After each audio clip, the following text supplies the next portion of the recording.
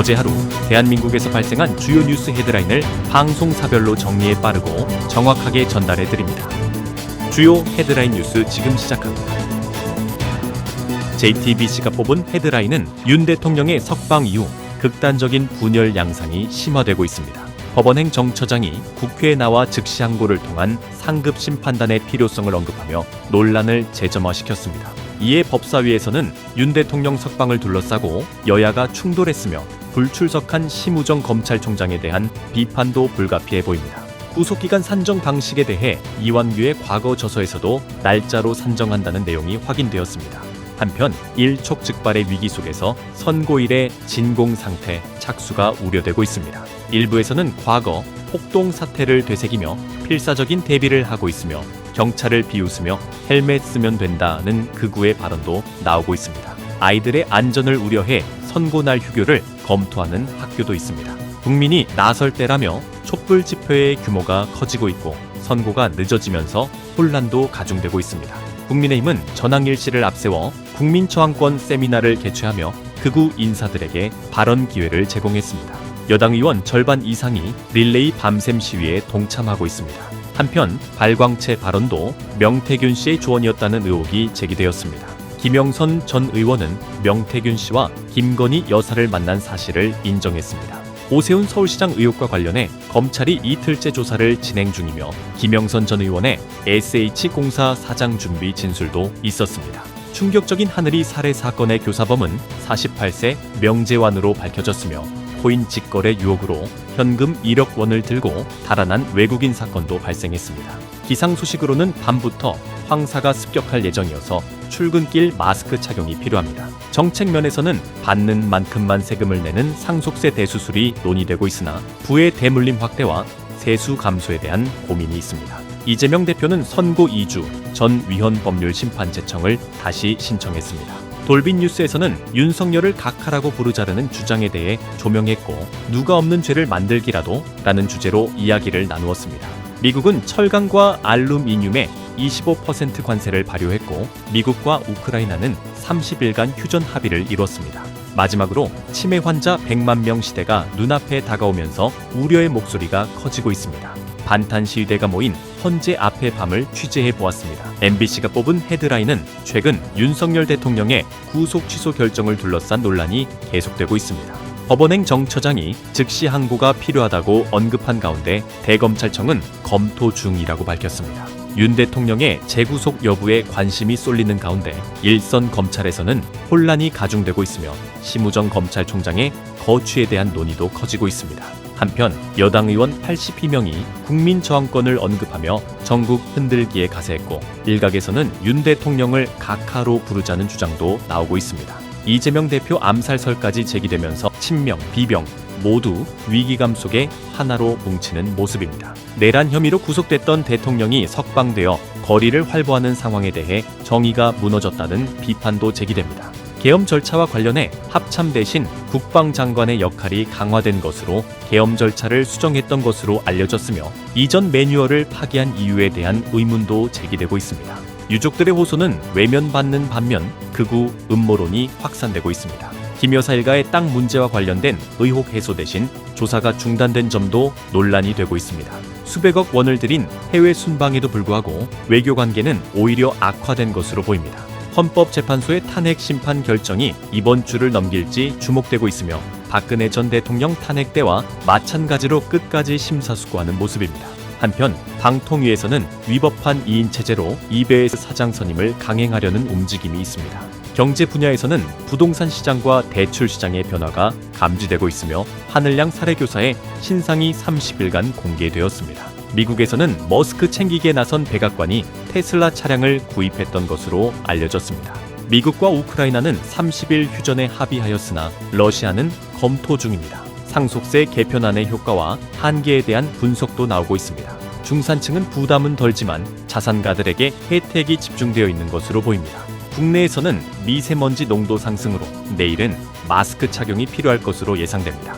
미국의 철강 관세 폭탄 시작으로 중소기업의 피해가 현실화될 전망입니다. SBS가 뽑은 헤드라인은 미국이 한국에 30개월 이상 소고기 수입을 요구하며 농산물 개방 압박을 가하고 있습니다.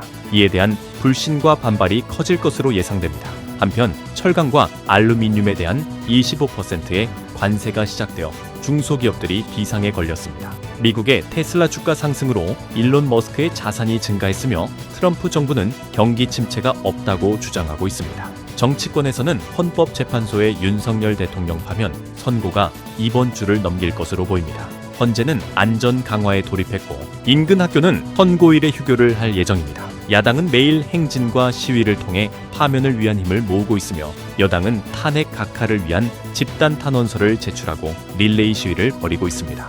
법원은 윤 대통령 구속 취소에 즉시 항고가 필요하다고 밝혔지만 법무부는 위헌 판결이 날 것이라고 반박했습니다.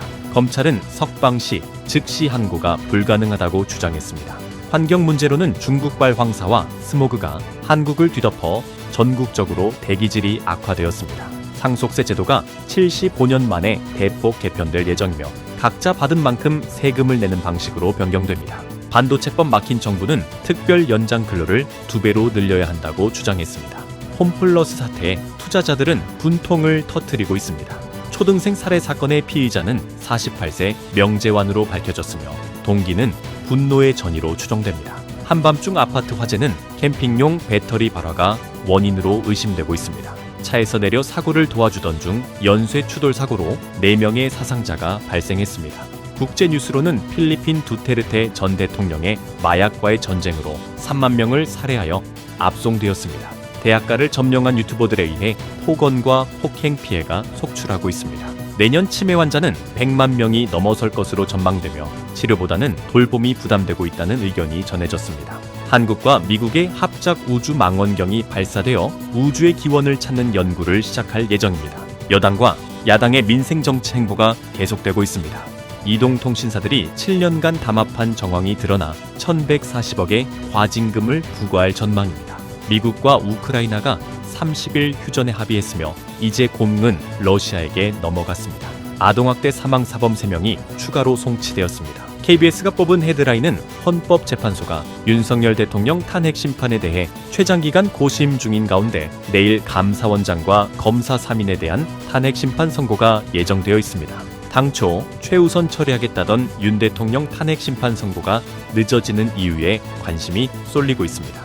야권은 도보 시위를 벌이며 비명계와 단일 대우를 형성했고 여당은 정책 행보를 보이는 가운데 절반 이상이 시위에 동참했습니다. 즉시 항고 제도의 위헌 여부에 대해 상급심 판단이 필요하다는 의견이 제기되었으며 법사위에서는 구속 취소에 대한 논의가 이어졌습니다. 일주일간 초미세먼지 농도가 나쁨 수준을 보이는 가운데 내일은 황사가 기류를 타고 국내로 확산될 전망입니다. 미국의 철강, 알루미늄 25% 관세 부과로 한국 업체들이 비상에 걸렸습니다. 또한 30개월 이상 소고기 수입 제한이 미국의 압박 카드로 작용할 수 있다는 분석이 나왔습니다. 트럼프 정부는 호황이 곧 것으로 전망했습니다. 초등학교에서 학생을 살해한 교사의 신상이 공개되었으며 계획적 범행으로 밝혀졌습니다. 의료계에서는 내년 의대 모집 중단을 요구하고 있으며 복귀자 명단 유포 문제가 불거졌습니다. 정부는 75년 만에 상속세 개편안을 내놓았는데 자녀와 재산이 많을수록 유리한 것으로 나타났습니다. 치매 노인 100만 명 시대를 맞아 가족들의 고통이 가중되고 있습니다. 일본에서는 치매 환자 1000만 명 시대를 맞아 함께 사는 사회 실현을 위해 노력 중입니다. 북중 관계 변화의 신호탄으로 시남 녹강대교 개통 준비가 진행 중이며 중국 기자들의 5년 만의 평양 방문으로 관계 개선 조짐이 보입니다. 보조 배터리 열폭주로 인한 화재 위험이 제기되면서 안전보관법에 대한 관심이 높아졌습니다. 이재명 대표가 선거법 2심 재판부에 또다시 위헌 심판 제청을 신청했습니다.